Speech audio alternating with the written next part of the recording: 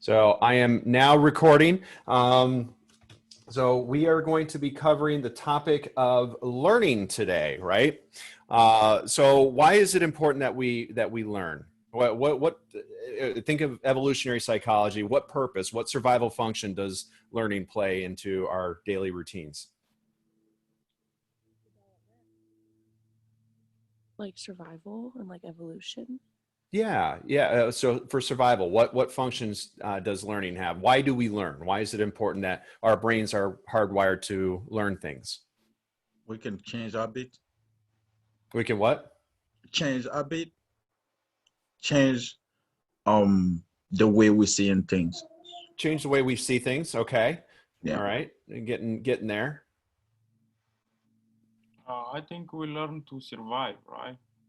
Right. Well, what sort of things do we need to learn? Think of an example of maybe we're wandering in the woods. We don't have society. We don't have grocery stores. Why is learning important if we're just wandering in the woods? Identifying food and water. Right. Figure out where food and water is, where we got it last, right? Because again, remember, as humans, we are lazy and we are proud. So that's part of that laziness is that, or that routine is that we get stressed out. Our biological functioning goes haywire when we need food and we need water and we need shelter. So we search around until we meet those biological needs. And once those biological needs are met, we start processing. Well, where did we get that? So that the next time we start feeling hunger pangs or we're getting a little parched or we're seeking shelter, we know exactly where we got that before. So that at a very rudimentary level, that's where learning comes from, is survival. Now, many of you are probably more evolved than just seeking out food and water, aren't you? You know, you're learning mathematics. You're taking math tests this week. You're doing all these things that don't really involve survival. And when we get to motivation, we'll talk about that because we've linked survival with other things. So we've got secondary and tertiary motivators that, getting a little ahead of myself. So to kind of illustrate what we're going to be talking about today, I got a quick little video for you. My mouth tastes so bad all of a sudden. Ugh. All right. So who cares to try and explain what was going on there? He had trained his brain that every time he heard this computer shut down, that he was gonna get like an ounce, like mint thing. So Yeah. So he trained him. So when he heard a certain sound, that he was that he craved a mint, right? So what was he really appealing to? How did he train him? What was he satisfying with Dwight?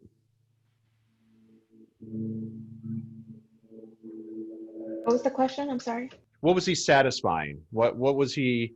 How did he train him? What was he satisfying with Dwight? he was conditioning him so like every time he heard the ding, he'd give him a tic tac. Right, Lauren, your volume is really low, but I think I heard you say conditioning, right? He conditioned him. He was conditioning him every time he heard the Windows noise, he'd give him the tic tac as a reward. Absolutely. So he took two things that were unrelated. They had nothing to do with each other, and he paired them. And how he did this is by satisfying a biological need within Dwight. So we call that. I'm going to try and cover two types of learning today. One of those is classical conditioning. So classical conditioning. Let me share my screen with you so we can kind of see what we're working on here. All right, so classical conditioning.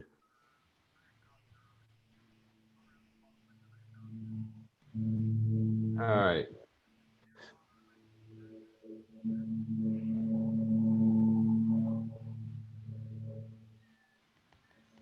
Is pairing an unconditioned stimulus with a unconditioned response. Okay, and we're going to call those US and UR. So what happens is we using a neutral stimulus. call NS, all right? So where this began, or who theorized this initially, was a man named Ivan Pavlov, who was he was a biologist, and he worked with dogs, or he had a dog that he discovered was salivating to things that weren't food related, okay?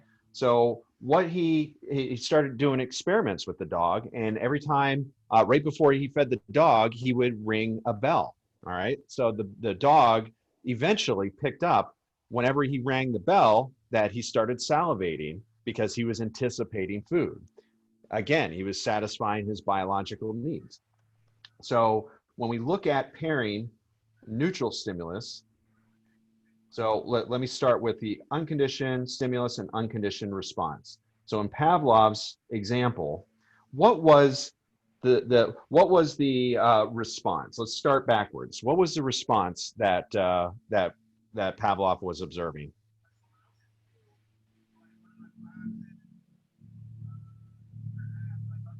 Anybody care to answer? What was the response? So ringing a bell. Salivate. Salivation, right? Salivation. What was the unconditioned stimulus? Now, the unconditioned stimulus is something that naturally causes a response. So, for example, what naturally causes that response, the salivation of the dog? The dog hearing the bell. Hold on a second. Does that occur naturally? Like if I rang a bell and I haven't trained my dog, is my dog going to salivate because of that? No, it'd be the food. It'd be the food, right? Now, back to so what would be the neutral stimulus in this case? What doesn't naturally cause? Bell. The bell, right? Yeah, absolutely. So ringing the bell and pairing that with the food. So neutral stimulus plus unconditioned stimulus causes an unconditioned response. But we can say that this is now a conditioned stimulus. When we pair the neutral stimulus with the unconditioned stimulus, and a conditioned stimulus now warrants a conditioned response. Okay, does that make sense? I'm going to give you some practice with this because I know this is part of your homework, and this is tough stuff. This is not easy to really wrap our minds around. So if you want to follow along, I'm going to put this up on my screen as well. But if you go into content, I just uploaded this for everybody. Content week 5, and I'm going to put it up on the screen. So if you're okay looking at it there, that's fine. Under resources, I've got classic conditioning vignettes.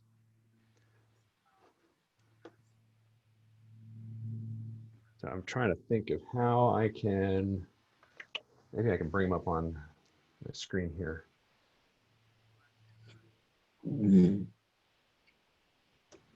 Bear with me here just a minute.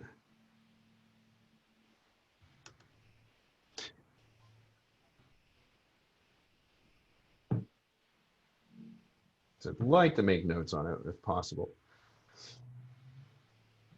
All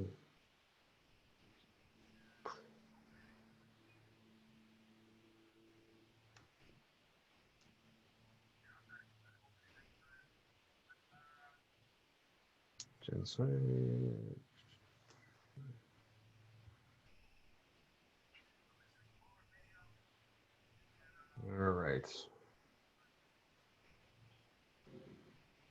There we go. Let's share my screen with you one more time.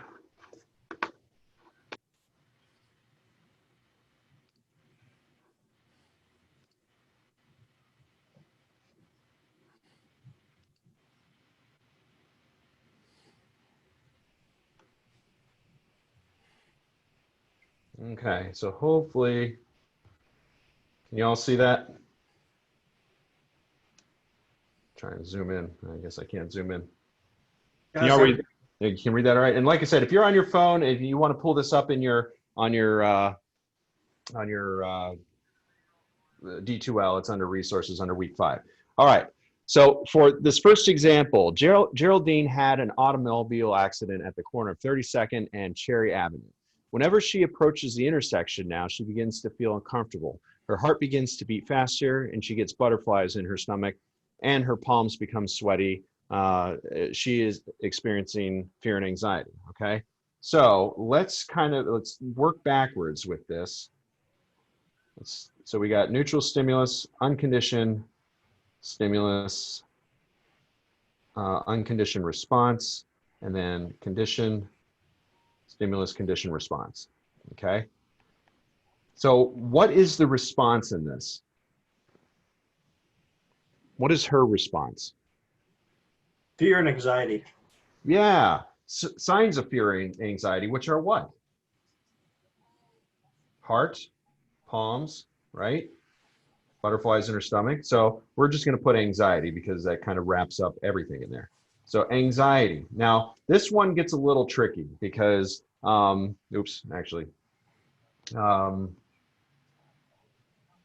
anxiety,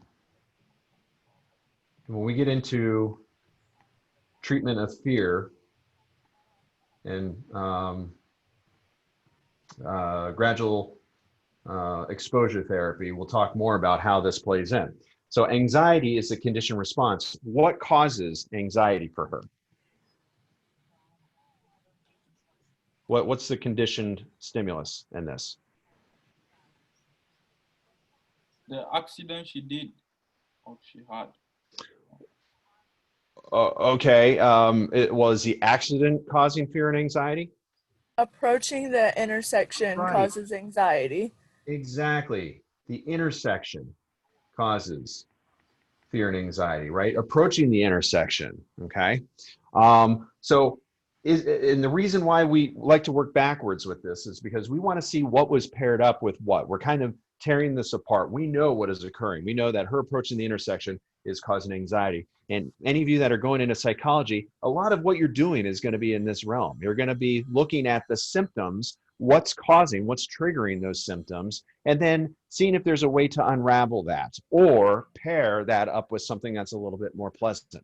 So there are two ways. You can go backwards with the treatment of this, or you can go forwards to try and pair it up with something else. All right, so why is the intersection? So would you say the intersection always caused that anxiety? No, an accident did. Right, so what's the neutral stimulus in this? Accident. Okay, anybody? Driving. Driving. The intersection, okay? The intersection, does that make sense? So the intersection prior to this event, prior to the accident, which is the unconditioned stimulus, caused nothing. Will the neutral stimulus always be the same as the CS? Yes. Most yes. Yeah. In a roundabout way, yes. Because now we have paired, remember, the conditioned stimulus is the neutral stimulus plus the unconditioned stimulus, okay? That is where the conditioned stimulus comes from. And once we have paired those two, and it's causing a response, an observable response, like salivation, like heart symptoms of anxiety, now we can call that a conditioned response because that doesn't happen naturally. That's not going to happen with everybody. But the accident caused injury, and anxiety, as we know, is a fear of injury or death, right? Or some kind of impending doom. All right, so we kind of walk through that one. Let's try another one here and see how we do. All right, so Calvin was chased and assaulted by an aggressive rooster when he was just barely 3 years old. As an adult, he still won't go near or even be around a rooster, and he even gets a little anxious when he hears the word rooster. He also claims that all birds make him nervous. All right, so we'll get to the second part here in a little bit. I'll talk about that in just a minute. But let's kind of work backwards here. Unconditioned stimulus, conditioned stimulus, conditioned response. Okay. So what is the response What is his conditioned response? What are we seeing? Let's start with CS and CR. What's, go ahead. He won't go near it, and if he hears the word, he gets nervous. Okay, so, well, yeah, nervous or anxiety, right? What's causing him to be nervous or experience anxiety? The rooster. What's that? The rooster. Okay. Be around a rooster. Okay. What else?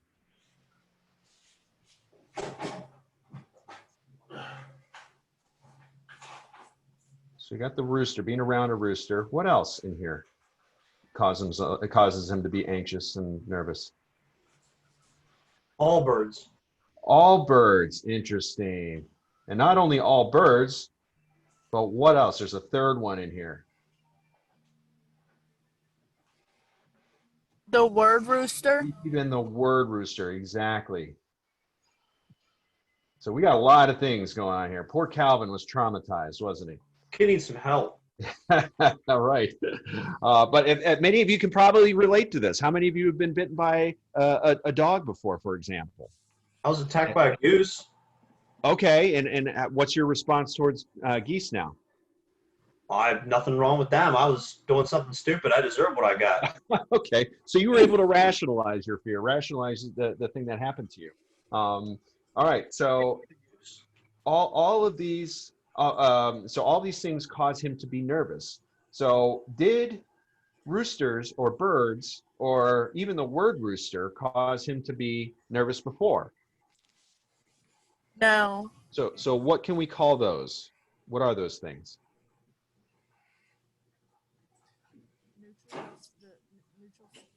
Neutral stimulus, unconditioned stimulus, or unconditioned response? The neutral stimulus. Neutral stimulus, right? So I'm just going to put rooster and birds. It took him being attacked to become nervous, right? And here we see injury once again. Okay. All right, let's try one more. All right, so in this one, we're going to talk about Bill, who visited a restaurant in the beginning of November and ordered the chicken. Afterwards, he became extremely sick and nauseated. Ever since then, he has been unable to even think about chicken without becoming nauseated.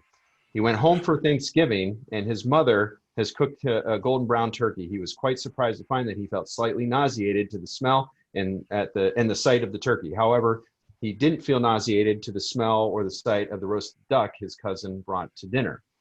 Okay, interesting. So maybe we've all been there. How many of you have gotten sick after eating something before? It happened. Buffet. What's that? Chinese buffet.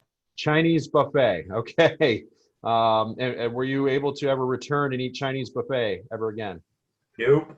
I still Nope. eat Chinese food, but not buffet style. Okay. Okay. So this happens, and believe it, actually. I'll kind of explain this now. So what happens when we get sick off of food? It's a survival response. Okay, so it goes right to our olfactory senses. We smell and taste things that make us sick, and it's burned right into our memories. And if you remember where our olfactory bulb is in our where our sense of smell is located, it's right near our long-term memory, right near our hippocampus.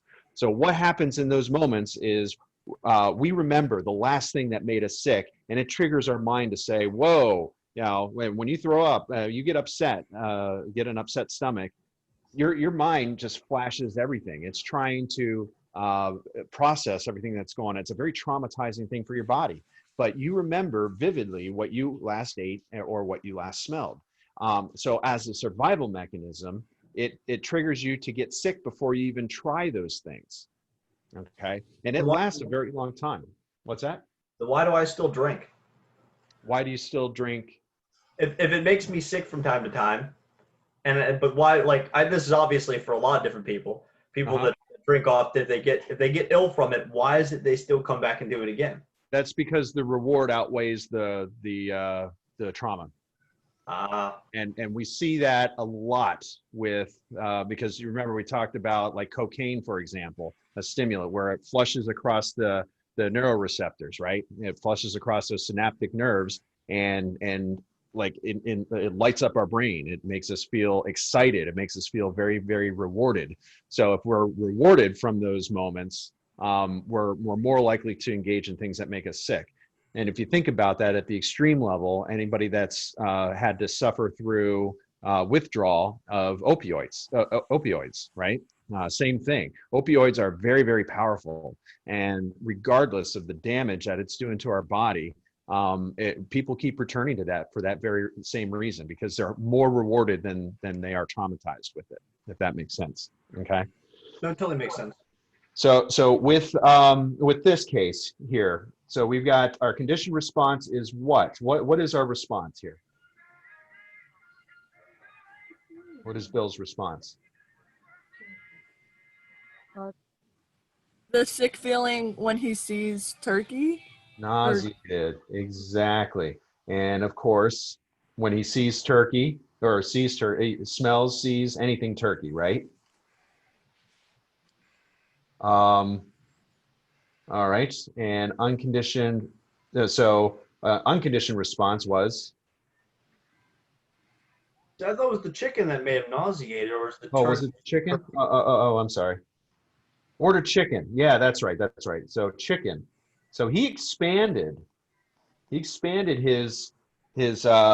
sickness to he did what's called generalization in this. Okay. So for example, any of you that have allergies out there, I'm one of them. During certain seasons, usually during spring, our allergies flare up. We start sneezing at flowers. Now, what would happen if I go into somebody's house, like maybe fall or winter, and I see a picture of a flower and I start sneezing? I'm generalizing. I've just performed a generalized action. So instead of actually being associating my allergies with the actual flowers, I'm expanding that stimulus to things that look like flowers, or maybe things that smell like flowers. So that's generalization. Now, good point. What doesn't make him sick? So he got sick off of turkey, which is chicken was our neutral stimulus. Getting food poisoning. I'm just going to kind of go through this. And unconditioned, so he got sick. Okay. So what happened with the duck?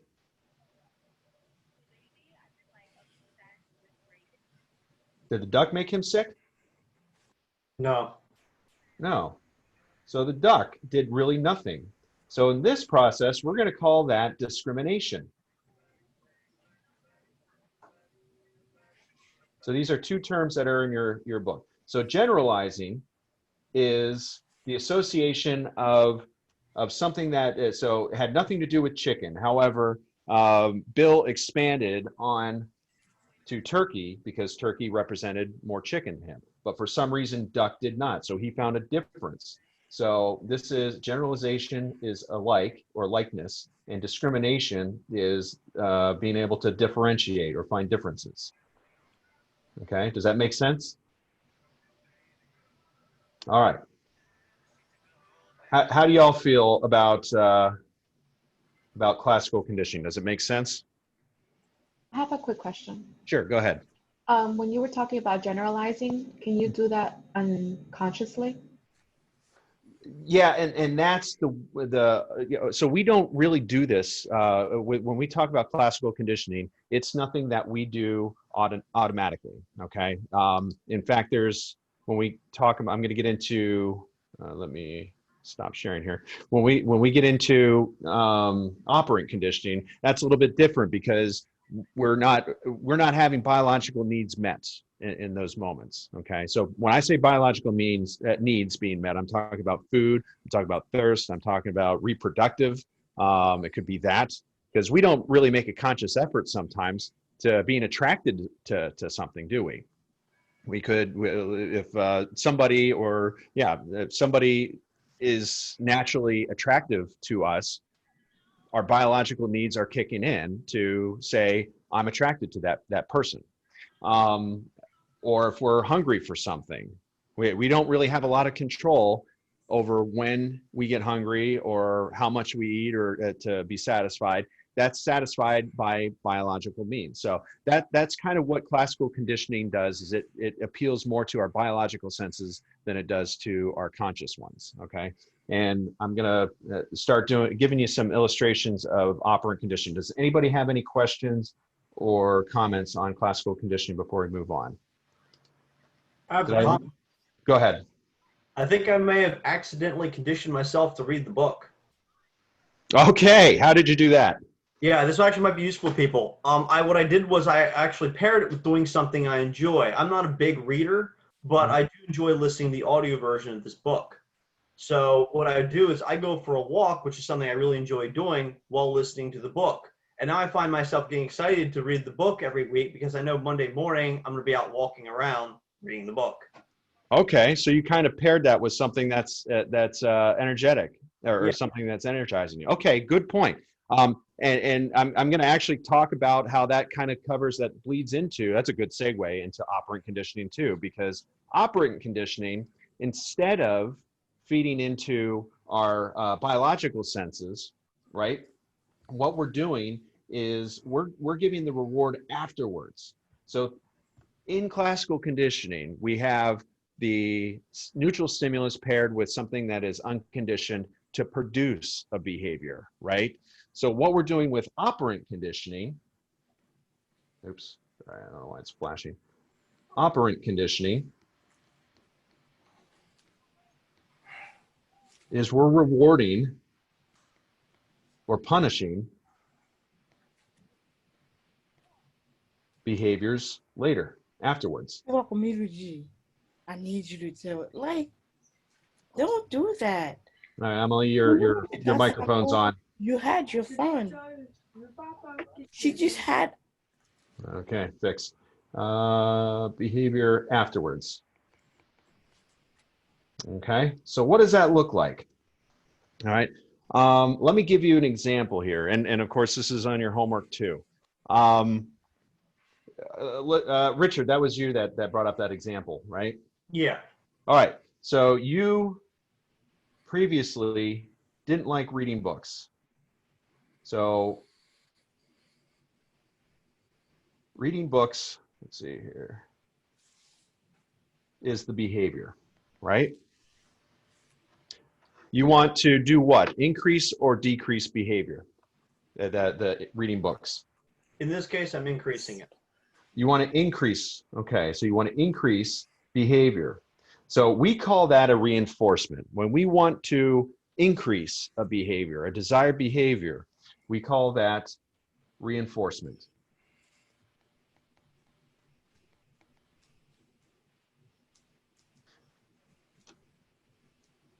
Now, let's say, now you brought up another example here, Richard. You said drinking alcohol, right? Yeah, I'm probably not the best person to be writing all this down about.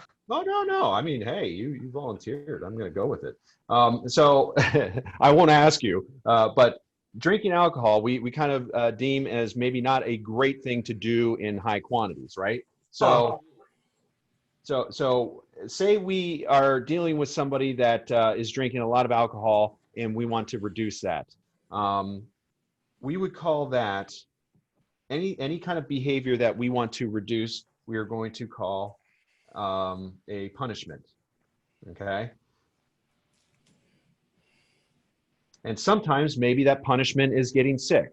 Sometimes that punishment might be getting a DUI, right? And anybody that drinks too much alcohol and drives might need to have, we want to reduce that, right? We don't want to increase that for society, or at least for an individual level. So we want to reduce that. So punishments are put into place in order to reduce the likelihood that that is going to happen again, okay?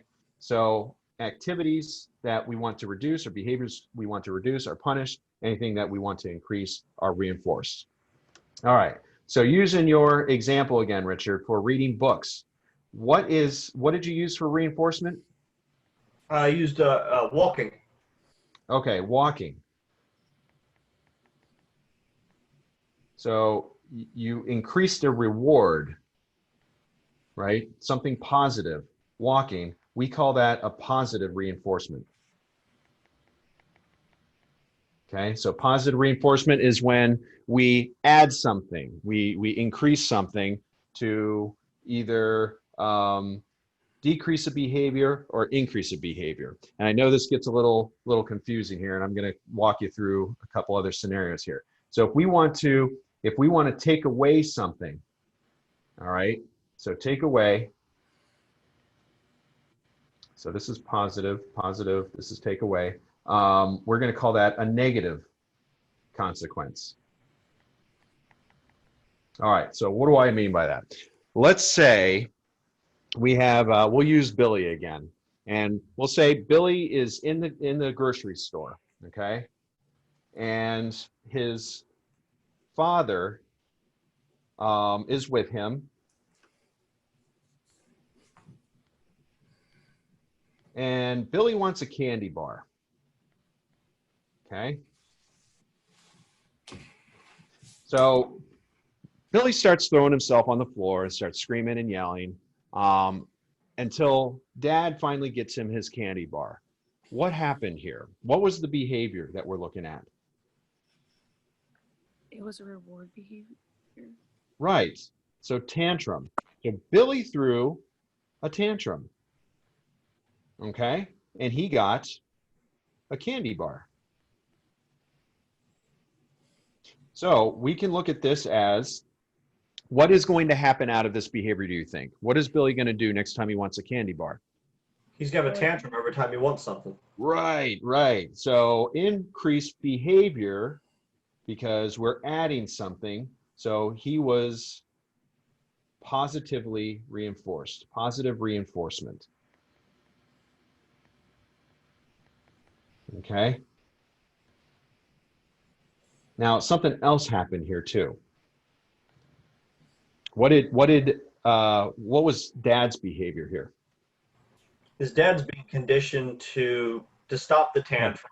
Be careful. Conditioning happens. You know, it's conditioning happens before the behavior. That's something different. That's a different type of learning, and that appeals to biological senses. This is operant conditioning because it happens afterwards. We're looking at the consequences of the behavior. So so Dad was taught what? Is he going to likely give a candy bar to Billy every time he throws a tantrum? No. Okay. So what happens? Why not? Why wouldn't he want to? Any of you have kids? Well, I know this. Throwing a tantrum, I know like when kids throw a tantrum, that doesn't really get them something that they want. It shouldn't. Right. Yeah, because usually like when kids throw tantrums, they like ask parents for something, for like either a piece of candy or a toy, and then the parents say no. Mm-hmm. That's the right thing to do. That's the right thing to do. No, and then they throw a tantrum. But the father was also rewarded, wasn't he? How was he rewarded? The kid stopped throwing a tantrum. So he is likely learned, the father has learned that if I give Billy a candy bar, then I'm going to I'm not going to hear him screaming. Okay, so that's where his learning occurred. So what is happening is we're taking away an aversive behavior. So positive is when we give something. Now I don't want you to think that positive means good and negative means bad. In fact, that's really a common mistake with learning operant conditioning. Positive is when we apply something good to either increase or decrease a behavior, and negative is when we take something aversive away as to increase or decrease a behavior. So he is likely going to give him a candy bar in order to take away, in order to reduce what? What aversive stimulus is happening, consequence is happening when he gives Billy what he wants. What happens to tantrums? Tantrums go down, right? So taking away tantrums, we call this negative reinforcement. Okay, I'm not going to spell this out. All right, so negative reinforcement. So behavior increases with Dad, because he's taken aversive, the aversive reaction away. Okay. So let's talk about DUIs as an example. I think that's a great example. So somebody gets a DUI. What happens? So let's say father gets so upset that his son is so out of control that he goes out to the bar, local bar, and drinks too many and goes out and drives and gets a DUI. All right. So he gets a DUI, gets a lot of fines, probably spends the night in jail. What happened there? Do you think that action is pleasant for him? Do you think he is going to try engage in doing that again? Has he been rewarded to do that again? No. So what's the behavior do? Punishment. Well, it goes down, right? The behavior goes down, right? All right. So why? What are they taking? Are they giving something to him, or are they taking something away? Be careful with this. I know it gets a little tricky. They punish him. Right. It's punishment. So when we talk about behavior going down, we're talking about punishment. Right, exactly. So is it positive or negative? That's what we're trying to determine. Punishment. So positive or negative. So are they applying something or taking something away from him? Yeah, negative punishment because they're taking something away. Okay, so negative. What are they taking away? Money, his ability to drive. Right. Taking away money, taking away liberties, removing things from him. So when we look at negative punishment, that's what we're looking at. And maybe some of you that have been grounded by your parents, right? You can relate to this. That's negative punishment. In order to decrease a behavior, they're taking something away from you, which is negative punishment. Now, how about a child gets ready to run out into a busy street, and let's say it's Billy. He's out of control. Dad just got a DUI. He's just a mess. And all of a sudden he's out in the front yard, and Billy tries to run out into the street. And Dad, do you think that's a behavior that he wants Billy to continue doing? No. Right. So we're going to punish that. So likely, let's just say Dad spanks Billy. All right. He is applying something. He is increasing something in order to decrease a behavior. So we're going to call that positive punishment. And I know it sounds contradictory because, how can spanking be positive, right? But in this case, we're applying something in order to decrease a behavior. Does that make sense? Yeah. Okay. All right. This is hard stuff. And for your assignment this week, I'm going to have you go through and go through those scenarios and see how well you do with this stuff. But just think of it in this term. What is the behavior doing? Is the behavior increasing or is it decreasing? If it's increasing, it's what? Positive. Increase the behavior. We're talking about the behavior. Because you got two things here. You got behavior, which is here, and you have consequence. Okay, so think of it in those terms. So look at it when you're looking at your examples. Look at what's the behavior. So if it's behavior that we want to increase, it's what are we doing? Are we reinforcing or punishing? Reinforcing. Reinforcing, right? If we decrease, it's punishment. So consequence, if we apply a consequence, it's positive or negative? Negative. It's positive. If we apply a consequence isn't a bad thing, okay? A consequence could be a positive thing. Consequence could be a reward, okay? So think of it in those terms. So if we're applying something, like for example, Dad was giving Billy a candy bar. He was applying something. Billy was withdrawing. He was taking away something negative, which is him screaming and throwing a tantrum. So that's negative reinforcement, okay? I know it kind of messes with what you know about positive and negative, but try and break out of that and just look at it as positive, we're applying something, negative, we're taking it away, okay? Does that make sense? Yeah. Yes. Okay, good. All right, so let me see if there's anything else.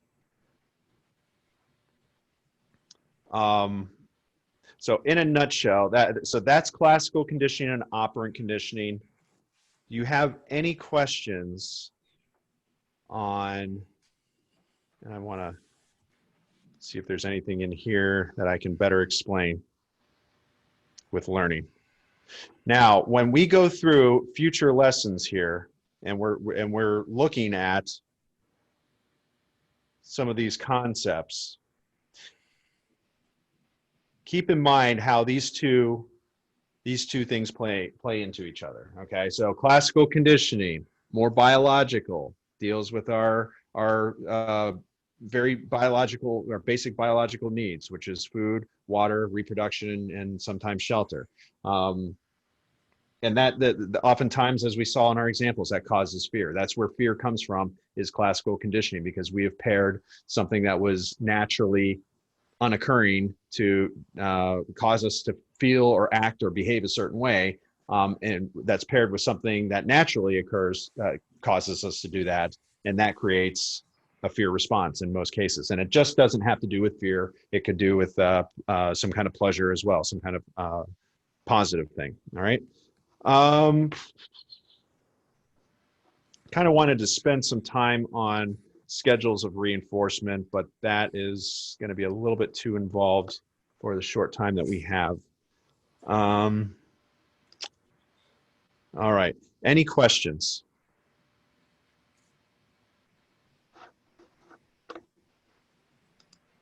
Y'all feel a little bit better about it? Worse? Kind of the same? Okay.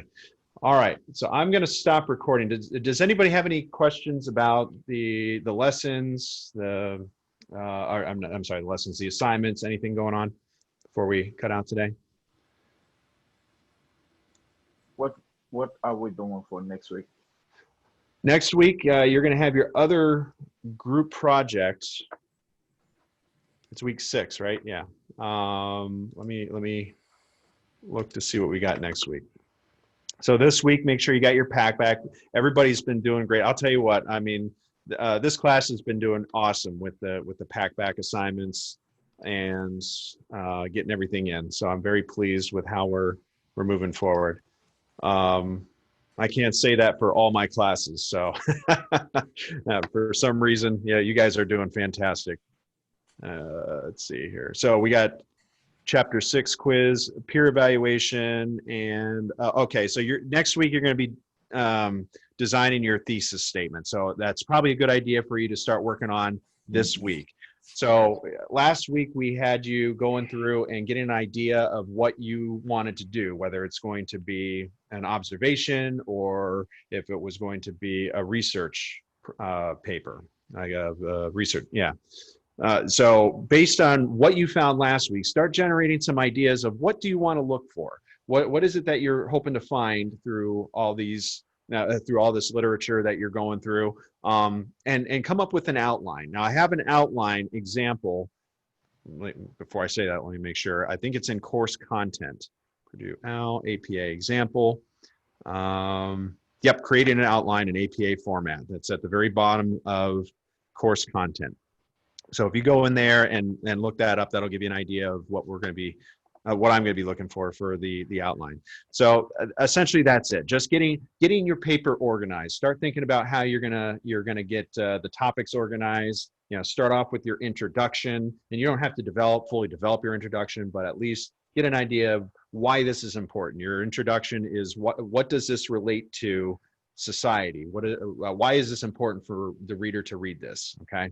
So after your introduction, you'll talk about like your background, a little, like maybe some of the theories that you've looked up already or concepts that you've looked up already. And then how are you going to explain that? How are you going to piece everything together? So, and again, I've got examples all throughout here to give you an idea of what a research paper should look like. Okay. And then you'll, and again, make sure you got the reference page at the end. As far as the abstract, I don't think, did I say anything in here about an abstract? I don't think I did. If you want to do a short abstract, that's fine. Your abstract is always going to change, so I'm not looking for anything solid if you do an abstract, but I don't think that I'm requiring an abstract for this. Looks like just an outline. Yep. Okay. So outline, title page, reference page, all that stuff. Okay. Keep in mind at least 8 sources. So you should have at least 8 sources for this size of project. So that if you have 4 people, at least 4 people in your group, that's 2 sources each that you can come up with. Pretty easy stuff. All right. Any other questions? All right. So I'm going to stop recording. I'm going to